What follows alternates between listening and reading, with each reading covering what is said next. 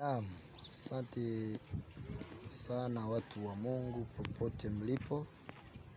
Matumaini yangu ni kwamba mko salama na mimi niko salama. Ninamshukuru Mungu wetu, yeye ambaye anayezidi kutujalia neema tena.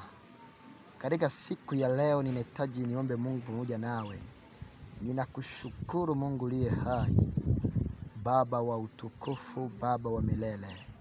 Saidia watu wako Bwana, uonekanie.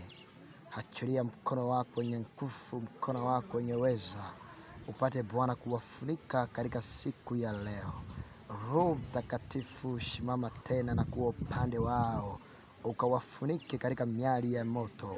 Kila madhabahu, kila nguvu, kila falme za giza Bwana zisinge zikapata nafasi. Lakini Bwana, tunahitaji neema yako na mkono wako Bwana uweze kusimama na kujifunua katika jina la Yesu Kristo, Bwana na Mwokozi wetu. Tunaomba tukilishukuru jina lako. Amen. Ubarikiwe sana na Mungu. Usikose kujiabone kwenye akaunti yetu ya YouTube, na pia usikose kutumia ndugu yako maombi haya, maombi yenye nguvu.